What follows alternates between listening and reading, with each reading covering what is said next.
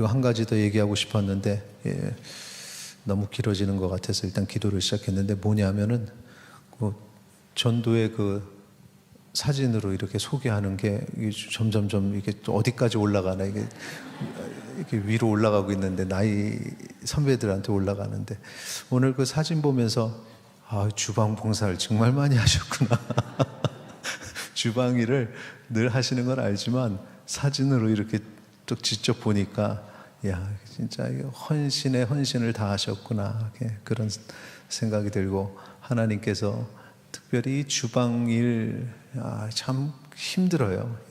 제일 덥고 또 제일 춥고 그런 장소에서, 보이지 않는 곳에서, 남들은 행사하면은 이쁘게 옷 입고 오는데 주방에서는 빨간색 신발에다 빨간색 두르고서는 뭐 이렇게 써야 되고 쉽지 않습니다. 그런 가운데 하나님께서 그 모든 헌신을, 그 사역을, 이게 다 귀한 사역이죠. 교회를 세우는 사역, 복지실 줄 믿습니다. 오늘 말씀 베드로전서, 이미 말씀드렸던 그 베드로전서, 베드로가 그 소아시아 일대 흩어진 성도들에게 보낸 사도 베드로의 편지라고 말씀드렸고, 어떠한 시련 중에도 산소망을 붙잡고 그렇게 기뻐하라, 고난 중에도 기뻐하는 모습, 그것을 이제 얘기를 했는데, 우리가 이제 이 산소망을 가진 그리스도인의 삶에, 특별히 진정한 믿음의 그 열매들이, 이 아름다운 삶의 모습들이 드러나야 된다고 했습니다. 이 아름다운 삶의 모습을 이제 경건한 삶이라고도 하고 또 거룩한 삶이라고도 합니다. 이 거룩함. 그리고 베드로전서 2장 2절은 그거는 이제 순수함이라고 또 이렇게 표현해요. 같이 읽겠습니다. 2장 2절. 갓난 아이들 같이 순전하고 신령한 젖을 사모하라. 이는 그로 말미암아 너희로 구원에 이르도록 자라게 하려 함이라. 여기서 말하는 순전하다는 것이 이제 순수한 것입니다. 그래서 항상 하나님으로부터 이제 그 순수함과 거룩함을 공급받아서 우리의 삶 속에서 이렇게 드러내야 된다라는 얘기를 하죠.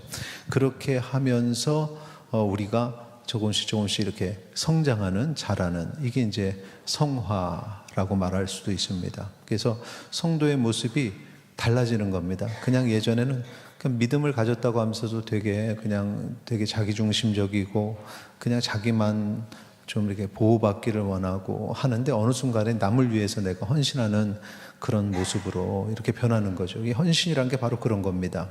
그런데 여기 보니까 순전하고 신령한 젖을 사모하라는 이 순수함은 뭘까 할 때, 세속적인 생각과 행동을 하지 않는 겁니다. 그러니까 모든 문제가 세속적인 생각이 또 세속적인 행동이 그리스도인의 공동체에 들어오면 그게 큰 문제가 되고, 건강하지 않은 교회의 모양들을 보면 그 안에서 이루어지는 게 세속적인 생각을 말로 표현하고 행동으로 드러내서 문제가 생기는 겁니다. 이 세속적인 것을 하지 않는 게 결국은 순수함과 거룩함으로 그렇게 되는데, 그것으로 이제 점점 성장을 해서 어느 시점까지 도달해야 된다는데, 그 도달해야 되는 그 시점이 어디냐 하면 거룩한 제사장. 자, 2장 5절, 지금 2절에서 마지막에 자라라고 했죠. 너희로 구원에 이르도록 자라게 하려 함이라는데, 이걸 뭐 우리가 구원을 만들기 위해서 막 몸부림치는 그런 표현이 아니고, 그 성화 거룩한 주의 백성의 모습으로 성장해야 된다는 그것이고, 그 자람이 어디까지 간다? 5절에 같이 읽겠습니다. 너희도 산돌같이 신령한 집으로 세워지고 예수 그리스도로 말미암아 하나님이 기쁘게 받으실 신령한 제사를 드릴 거룩한 제사장이 될지니라. 할렐루야. 그죠? 신령한 제사를 드릴 거룩한 제사장이 되어야 된다. 그래서 우리가 그 비전 선포한 여러 가지 내용들이 다 여기 포함이 되는 겁니다. 거룩한 제사장이 되어야 된다. 온전한 예배를 드리는 어떤 그런 살아있는 생명력 있는 예배자의 모습이 바로 이 거룩한 제사장의 모습입니다. 그래서 거룩한 제사장까지 여기서 지금 보면은 그 신령한 집으로 이렇게 세워져야 된다 그러죠. 세워져야 된다. 그래서 집을 지을 때 공정이 있습니다. 갑자기 그냥 툭 두는 게 아닙니다. 땅을 다 다듬고 파고 그 다음에 우리가 그냥 콘크리트를 공구리 친다 그러죠. 그래서 치고 거기다가 기둥을 세우고 그래서 지붕을 세우고 벽을, 이게 단계가 있어요. 그래서 집을 세워 나가는 겁니다. 그렇게 성장해 나가야 된다는 거죠. 그래서 거룩한 제사장이 되라. 그리고 9절 가서도 여러분 너무 잘 아시는 너희는 택하신 족속의 왕 같은 제사장이라 라는 얘기가 나옵니다. 그러니까 성도의 모습은 그냥 제사장의 모습, 거룩한 모습이어야 된다는 겁니다. 그러니까 우리가 착각하는 것 중에 하나가 뭐냐면 그냥 평신도는 평신도고 그냥 이 성직자는 뭔가가 달라야 된다는 거. 아니요, 성경이 뭐라고 얘기합니까? 그리스도인은 똑같이 성직자 같이, 다 모두가 제사장 같이 그렇게 거룩하고 그렇게 주님 앞에서 순결해야 된다고 말하고 있는 겁니다. 근데 그렇게 살지 못한다는 거죠. 그런데 그렇게 살아야 된다. 그렇게 살아야 된다. 저만이 아니라 여러분도 그렇게 살아야 된다. 바로 그겁니다. 그래서 세워져 가야 된다. 그런데 세워져 가는 데 있어서 가장 집을 세울 때 중요한 건 기초는 나중에 보이지도 않습니다. 그런데 기초가 정말 중요한 거죠. 그래서 다시 한번 베드로전서 2장 5절 보시면 산돌같이 신령한 집으로 세워져야 된다. 그래서 거룩한 제사장이 되어야 된다 그러는데 산돌같이라고 말하죠. 요 산돌이 예수 그리스도를 얘기하는 겁니다. 그래서 신령한 집으로 세워지고 그 다음에 예수 그리스도로 말미암아라고 얘기하는 겁니다. 그래서 예수 그리스도 산돌, 그 예수 그리스도께서 그 집의 이 기초가 되는 거죠. 그래서 예수 그리스도 기초를 세워서 예수 그리스도 중심으로 그 삶이 이렇게 점점 거룩함의 모습으로 세워져 가야 된다. 이게 쉽게 얘기하면 예수 그리스도 중심의 삶입니다. 그러니까 예수 그리스도를 중심에 둔 사람은 거룩한 삶을 살고 순결한 삶을 살고 경건한 그리스도인이 된다는 사실을 기억하시기 바랍니다. 그래서 오직 예수 얘기하는 것은 그냥 내 삶이 그렇게 주님 앞에 온전한 제사장, 왕 같은 제사장, 거룩한 제사장으로 성장하기 위해서 반드시 우리가 항상 예수 그리스도, 그게 이제 적용되는 게 예수님이라면 어떻게 하실까라는 질문을 모든 일에 있어서 항상 생각할 때 예수님이라면 어떻게 하실까? 그렇게 따르면 그렇게 신령한 집으로 세워져 가는 것입니다. 예수님 중심의 삶을 우리는 오직 예수 그리스도 되게 중요하다고 생각하지만 세상 사람들은 그거 신경 안 씁니다. 우리는 예수님 중심으로 살아야 돼. 이러면 웃습니다. 왜? 그 필요 없다는 겁니다. 그래서 베드로는 그걸 뭐라고 표현하냐면 세상 사람들에게는 예수님이 버려진 돌, 필요 없는 바위로 대접받는다. 이렇게 표현을 했습니다. 그래서 4절에도 사람에게는 버림받았는데 하나님께 택하심 받은 보배로운 산돌 예수. 그래서 예수님이 산돌. 근데 그 산돌은 되게 보배로운 것이죠. 7절, 8절 읽겠습니다.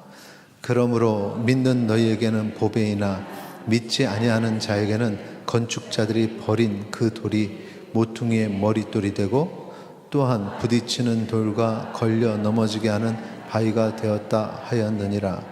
그들이 말씀을 순종하지 아니함으로 넘어지나니 이는 그들을 이렇게 정하신 것이라. 아멘.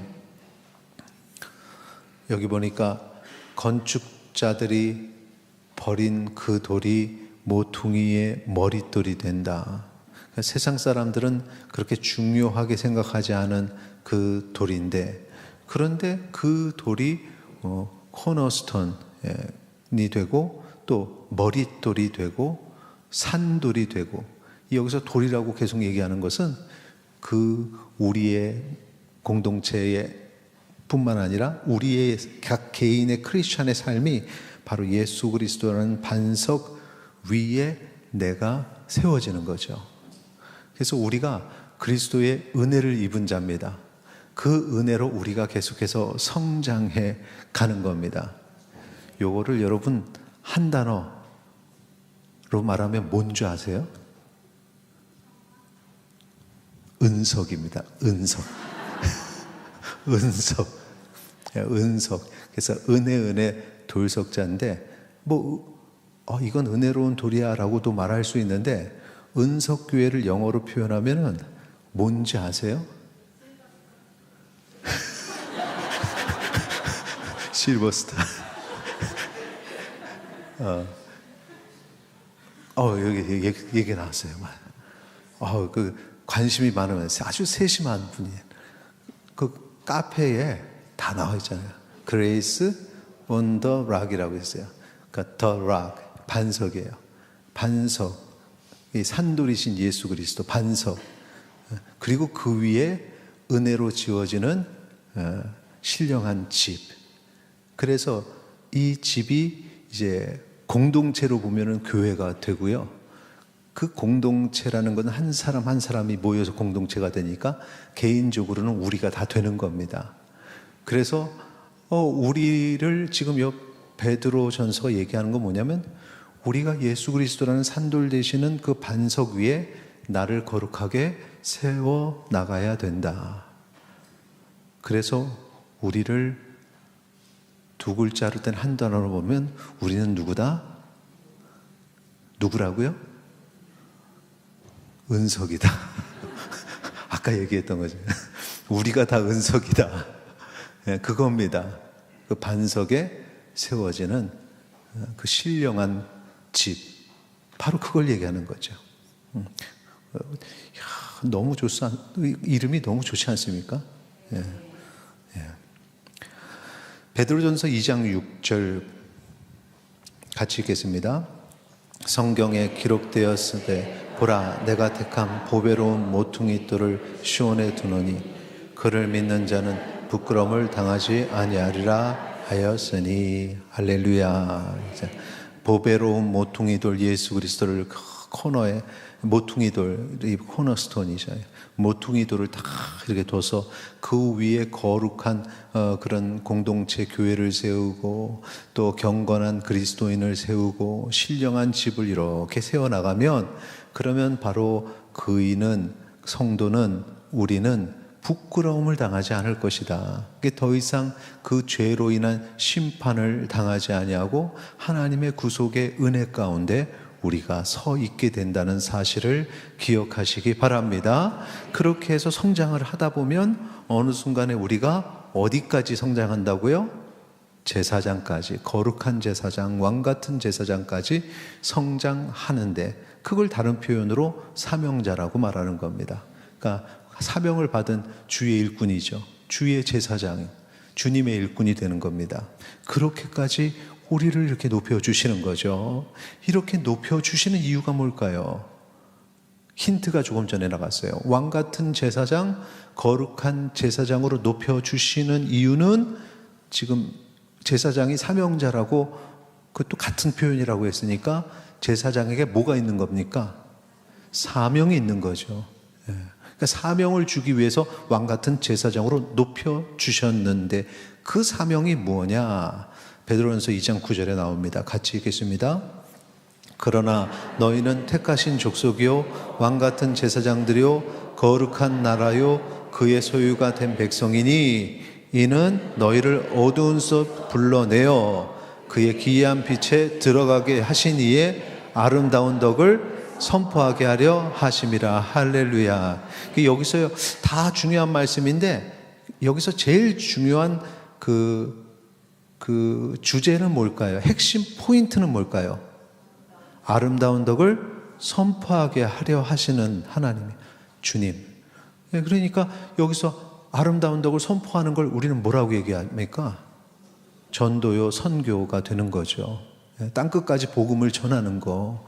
그거를 하기 위해서 우리를 구속하시고 그 다음에 우리가 거룩한 주위의 제사장으로 사명자로 그렇게 성장하도록 그렇게 하셨다는 거예요. 그렇게 해서 우리가 성장의 단계에 있는 겁니다. 그래서 모두가 그런 일들을 감당하는 거죠. 복음을 증거하는 삶. 근데 강조하는 게 그게 신학교가라는 얘기가 아니고 다 목회자가 되어야 된다는 얘기가 아니고 내가 서 있는 그곳에서 높임을 받으소서 이겁니다. 그러니까 그 삶의 모습을 통해서 하나님을 높여드리는 그게 바로 사명자의 삶이요 거룩한 제사장의 삶이 된다는 거죠. 그러니까 헌신을 하면 어떤 헌신을 하겠는가?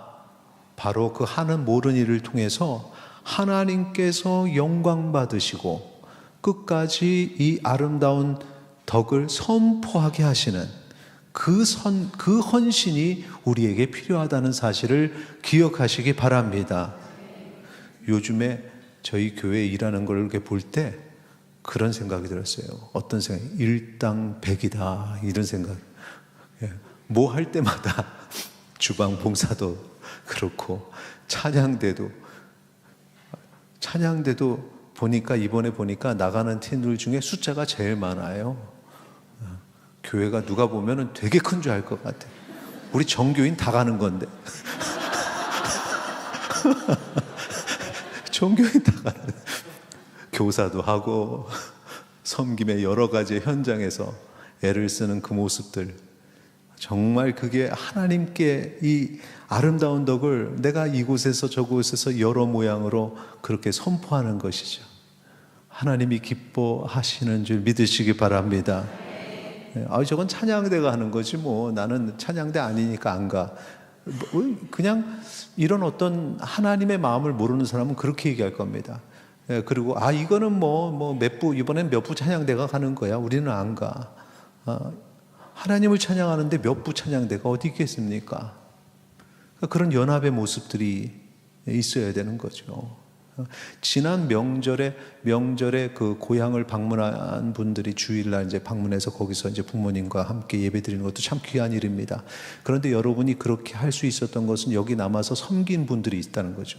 찬양대 보니까 숫자가 안 줄었어요. 그래서 깜짝 놀래가지고 다시 봤더니 일부 찬양대가 2부 찬양대가 1부에 와서 같이 찬양하고 그리고 또 1부 찬양대가 끝나고 집에 안 가고 2부 찬양대 가서 같이 하고 그래서 숫자가 안 줄었더군요. 그거 얼마나 힘듭니까? 명절에 그것도 교회 나오는 것도 명절에 교회 나오는 것도 대단하다 싶은데 그렇게 끝까지 헌신하는 그 모습 그게 다 아름다운 덕을 선포하게 하는 그런 주님의 뜻을 아는 분들이니까 그러니까 여러분의 그런 삶이 그게 다 아름다운 그 집을 세워가는 한 단계 한 단계 성장하는 그래서 왕 같은 제사장으로 거룩한 제사장으로 여러분의 모습이 그렇게 한 걸음 한 걸음 나아가는 귀한 은혜인 줄 믿으시기 바랍니다. 그래서 은석교회가 아름다운 거고 그래서 은석교회 성도들이 아름다운 겁니다. 내 거니 그건 내 거 아니야 우리 부서 아니야 이렇게 하지 않는다는 거죠. 찬양했던 분이 안내를 하고 찬양했던 분이 저쪽에 또 카페도 가고 어느 날 주방에도 나타나고 정말 대단하다. 이렇게 우리는 사명자의 삶을 살아야 합니다. 그런데 사명자의 삶을 살 때에 우리가 그런 일들이 그냥 하나님께 영광 올리는 일이 되기 위해서는 이게 아주 세밀한 차이가 있습니다. 그러니까 내가 교회 안에서 하는 헌신의 일들이 내가 좋아서 한 일, 그냥 내가 뭔가 그냥 만족을 누리기 위해서 한 일이냐, 아니면 그것이 진정 하나님께 영광 올리는 일이냐 하는 어떤 기준들이 있습니다. 내가 살아가는 방식에 이 삶의 현장이 내가 먹고 사는 어떤 그런 것 때문에 살아가는 거냐, 아니면 진짜 이 직장이 사업이 하나님의 영광을 위해서 하는 거냐. 학생들 같은 경우는 내가 공부하는 이 공부가 하나님의 영광을 위해서 하는 공부냐, 아니면 그냥 내 인생을 위해서 하는 공부냐. 요 차이들이 몇 가지 있는데 지금 하나님께서 영광 받으시는 삶의 모습이 거기서 드러나면 됩니다. 네 가지 간단하게 말씀드립니다. 첫째, 같이 읽겠습니다. 육체의 정욕을 누르라, 이겁니다. 베드로전서 2장 11절 12절 사랑하는 자들아 거류민과 나그네 같은 너희를 권하노니 영혼을 거슬러 싸우는 육체의 정욕을 제어하라. 너희가 이방인 중에서 행실을 선하게 가져 너희를 악행한다고 비방하는 자들로 하여금 너희 선한 일을 보고 오시는 날에 하나님께 영광을 돌리게 하려 함이라 얘기하고 있습니다. 그러니까 내가 무언가 일을 할 때 내 육체의 정욕에서 내가 육체적으로 원하는 것들이 있는데 그걸 계속 누르는 겁니다. 예, 그 중에 하나가 뭐 공부를 한다 그러면 나 공부해서 돈 많이 벌어가지고 좀 일찍 은퇴하고 그냥 그 돈 쓰면서 좀 살고 싶어. 나를 위한 삶이겠죠. 그것도 하나의 육체의 정욕일 겁니다. 하나님께서 주시는 달란트 나를 위해서 쓰는 게 육체의 정욕이죠. 그런 게 아니라는 거죠. 또 재정을 어떻게 쓸 것인가 하는 부분들. 직장을 통해서 내가 어떤 힘을 갖게 되고 권세를 갖게 될 때 육체의 정욕이 들어오는데 그걸 눌러야 된다는 거예요. 계속. 예. 내가 어떤 봉사를 할 때 좀 알아주고 누군가가 좀 나에게 좀 알아줬으면 하는 그런 마음들이 드러납니다. 교회 안이 공동체가 상당히 작기 때문에 여러분 봉사하는 거 다 들어옵니다. 그런데도 칭찬 한번 들었으면 참 좋겠죠. 살짝 뭐 그런 마음이 어떡하겠어요? 그런데 이게 어느 순간에 기분 나빠. 나 이거 아무도 안 알아줘. 나 이거 안 할 거야. 이렇게 되면 요게 이제 요 순간서부터는 육체의 정욕이 이런 걸 자꾸 눌러야 됩니다. 자, 두 번째 같이 읽겠습니다. 세상의 법과 질서에 순응하라. 예. 여기서 말하는 건 이제 세상의 법과 질서를 하나님께서 세상의 법, 세상의 질서도 그러니까 이겁니다. 세상 거라고 해서 세상 거는 무조건 안 돼. 그래서 막 수도원으로 들어가고 야 TV 보지 마. 야 저 악기 쓰면 안 돼. 우리는 우리 다 하지 마. 이거 모두가 세상 거야. 이런 것들이 있습니다. 그 어떤 사람들은 그렇게 얘기를 해요. 그러니까 그 다윗 왕이 쓴 악기조차도 우리는 이제 성경의 악기들 이렇게 얘기하는데 그 다윗이 쓴 그런 악기들 다 그 이집트에서 썼어. 그거 다 세속적인 악기야. 그거 잘못된 거야. 막 이렇게 다윗도 막 뭐라 그러더라고. 그 사람들은. 그건 잘못된 겁니다. 하나님이 음악도 만드시고 악기도 만드시고 우리의 모든 걸 다 만들어서 이 세상에 하나님의 것이 아닌 것이 없습니다. 그런데 그걸 우리가 타락해서 그 모든 것들이 다 타락의 어둠의 것이 된 거죠. 그 사람들이 그걸 나쁘게 쓰는 겁니다. 그러면 저거 나빠. 돌아서서 안 돼. 이래야겠습니까? 아닙니다. 그런 것들을 다시 회복해야 되는 겁니다. 한번 타락해서 버려야 돼 하면은 우리도 다 버림받습니다. 회복해서 그게 구원이죠. 그게 영혼의 구원은 아니지만 어떤 이들은 그런 악기도 구원해야 된다고 그렇게 표현을 하더라고요. 쉽게 설명하기 위해서. 그런 어떤 이 땅에 있는 모든 것들을 다 그렇게 거룩하게 쓰임받게 하는 거죠. 우상 숭배의 터전이 됐던 어떤 산에 있는 골짜기에 있는 터전이 있다고 생각해 보세요. 이 땅은 더러워졌어. 우상 숭배의 터전이 됐어. 그러고서는 뒤도 안 돌아보고 돌아서 저기는 가까이 가면 안 돼. 그게 아니라는 겁니다. 그 터전이 다시 정결하게 되어야 되는 거죠. 예루살렘 성전 안에서 우상을 숭배했던 일이 있었던 거 아십니까? 예루살렘 성전 더러워져서 그게 아니죠. 예루살렘 성전을 다시 깨끗게 해야 되는 게 우리의 일이라는 겁니다. 그러한 모습들, 세상의 법과 질서를 하나님이 원하시는 법과 질서 안에 머무르도록 그렇게 하는 일들을 우리에게 하나님께서 원하신다는 겁니다. 자, 베드로전서 2장 13, 14, 15절 같이 읽겠습니다. 인간의 모든 제도를 주를 위하여 순종하되 혹은 위에 있는 왕이나 혹은 그가 악행하는 자를 징벌하고 선행하는 자를 포상하기 위하여 보낸 총독에게 하라. 곧 선행으로 어리석은 사람들의 무식한 말을 막으시는 것이라. 예. 자, 지금 여기서 중요한 것은 그러니까 그 제도권 안에서도 그것을 거룩하게 만들어야지 무조건 욕하고, 이게 신앙이 잘못된 사람 중에 그런 사람들이 있어요. 완전히 다 그냥 세속 정권은 그냥 다 그냥 무시하고 우리 마음대로 한다 그래서요. 이긴 또 다른 이단 집단이 돼버리는 그런 케이스입니다. 자기는 그게 되게 신앙이 좋다고 생각하지만 너무 극단적인, 특히 좀 이게 극좌보다는 극우로 가는 스타일이, 그런 스타일이 많습니다. 극우 세력이 되는 거죠. 그런데 그렇게 되면 안 된다는 겁니다. 우리가 그 법과 질서에 순응해서 그것을 세상에서 거룩하게 세우는, 그래서 그런 생각이 있습니다. 예전에는 예배, 그리고 이 뭐 정치는 뭐 이렇게 하는데, 정치하는 사람들도 결국은 다 우리 그리스도인들이 많고, 그들이 힘을 얻어서 하나님의 말씀이 정치의 제도에 정착할 수 있는 그런 정책을 펼 수 있도록 우리가 기도하는 것도 정말 중요하구나. 그들에게 힘을 주는 것도 중요하구나. 그러면 우리가 하나가 돼서 그들에게 힘을 얻을 수 있도록 같이 그들에게 표를 주는 것도 중요하겠구나. 이게 바로 뭐 정치는 뭐 정교 분리, 정치에 관여하면 안 돼. 아니요. 크리스찬으로서 여러분 좀 훌륭한 정치인이 되셨으면 좋겠어요. 그렇게 해서 말씀대로 실행하는 그런 일들이 여러분 가운데 있기를 소망합니다. 세 번째 같이 있습니다. 하나님을 사랑하고 이웃을 사랑하라는 것이죠. 이게 가장 큰 율법이니까 율법, 하나님의 말씀, 명령대로 뜻대로 살려고 노력해야 됩니다. 그런데 베드로는 이 노력을, 하나님의 사랑을 되게 어떤 식으로 표현했냐면 두려워하는 마음, 이게 아버지에 대한 마음이죠. 그러니까 이제 우리가 아버지를 되게 좋아하는데 아버지를 두려워해요.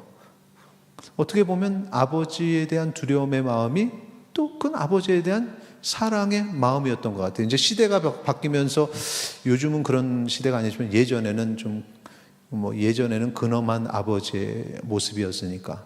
그러니까 아버지가 근엄하다고 하고 말씀도 안 하신다고 해서 자녀들이 싫어하는 건 아니잖아요. 두려워하면서도 사랑하는 마음. 베드로가 하나님을 그렇게 대했습니다. 베드로전서 2장 16절 17절 보세요. 너희는 자유가 있으나 그 자유로 악을 가리는 데 쓰지 말고 오직 하나님의 종과 같이 하라. 자유가 있지만 종처럼 좀 살아, 이거죠. 왜 그러느냐? 7절 뭇사람을 공경하며 형제를 사랑하며 하나님을 두려워하며 왕을 존대하라. 그러니까 이제 공경하는 마음, 형제를 사랑하는 마음, 하나님을 두려워하는 마음, 왕을 존대하는 마음, 이게 다 한 단어입니다. 사랑입니다.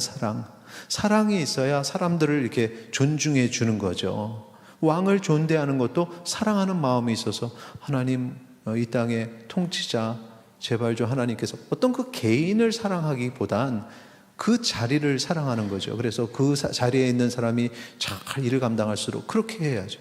그냥 삐딱해가지고 다 도둑놈들이야, 더 나쁜 놈들이야, 그것도 그리스도인의 모습이 아니라는 겁니다.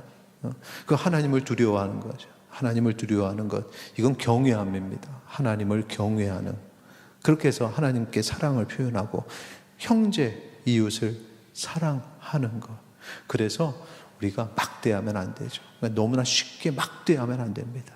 그래서 세대 간의 관계도 막대해서는 안 돼요.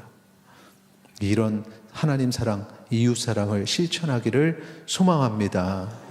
직장에서도, 여러분이 직장에서는 항상 어떤 포지션이 있는데 그리스도의 사랑으로 그들을 대하면 그를 존중하는 것이고 그들을 이렇게 세워주는 것이고, 이게 보니까 어떤 포지션이 높은 사람일수록 더 그 아래에 있는 사람들을 신경을 써야 돼요. 눈치를 봐야 됩니다.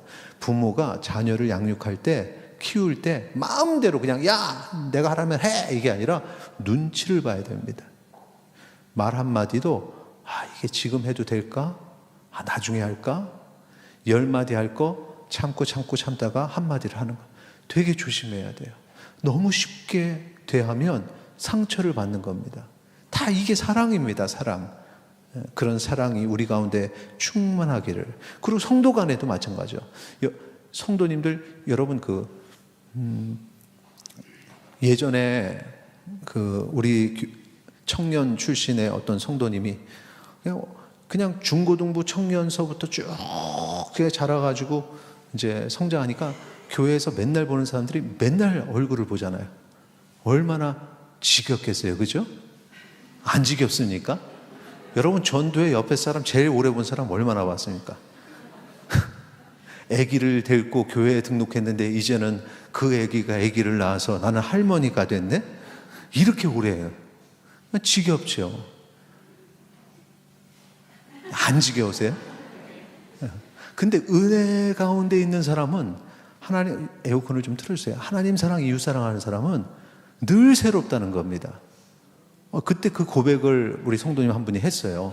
은혜를 받으니까 그냥 뭔가 새로운 교회 가고 싶고, 그냥 지겹고, 맨날 그 사람들하고 그러다가 막 너무 고맙고 감사하다는 거예요. 옆 사람한테 고백하죠. 절대 지겹지 않습니다. 절대 지겹지 않습니다. 자, 마지막입니다. 네 번째 같이 읽겠습니다. 선을 행하며 받는 고난을 피하지 말고 하나님을 생각하며 참아라. 고난을 피하지 말고 맞서고 참으십시오. 자, 베드로전서 2장 19절 20절 같이 읽겠습니다. 부당하게 고난을 받아도 하나님을 생각함으로 슬픔을 참으면 이는 아름다우나 죄가 있어 매를 맞고 참으면 무슨 칭찬이 있으리요. 그러나 선을 행함으로 고난을 받고 참으면 이는 하나님 앞에 아름다우니라. 아멘. 이게 이제 간단하게 말씀드리면, 하나님은 여러분의 억울함을 아십니다. 그리고 억울한 일을 당하면 거기에 맞는 상응하는 하나님께서 복을 주신다는 얘기입니다. 큰 복을 받으려면 어떤 일을 당해야 된다? 억울하지 않은 일만 당하면 복이 없어요. 억울한 일을 당해야 하나님께서 안타까워하시고, 그런 게 있어요. 보상심리라는 게. 부모도 이렇게 보다가 아이들이 되게 막 옆에서 막 애들이 막 뺏어가고 형제들이 뺏어가고 있는데 어떤 이는 그래 하고 다 주고 있어요. 그러면 내가 언제 기회 봐서 더 줘야지 하는 마음이 있는 것처럼 하나님도 그런 마음이 있으신 거죠. 그래서 이거 하나님 앞에서 아름답다. 그래서 억울한 일을 딱 당할 때 억울해하고 확 치지 말고 때는 이때다. 하나님 아시죠? 그거 맡겨놓은 것 주세요. 억울할 때 주시는 그거 주세요. 이렇게 딱 기도하면, 그러면 이제 그 기회를 준 나를 억울하게 만든 그 사람이 이뻐 보이게 될 줄 믿습니다. 당신을 통해서 내가 축복을 더 받게 된다. 이게 이 네 번째입니다. 이런 모습이 있어야 됩니다. 자, 말씀을 정리하겠습니다. 하나님께서 영광 받으시는 삶은 어떤 삶이냐? 첫째 시작. 육체의 정욕을 누르는 삶. 둘째, 세상의 법과 질서에 순응하는 삶. 셋째, 넷째, 선을 행하며 받는 고난을 피하지 말고 하나님을 생각하며 참는 삶. 이대로 돼서 우리가 큰 은혜, 큰 복 받기를 축원합니다. 우리 같이 찬양하겠습니다.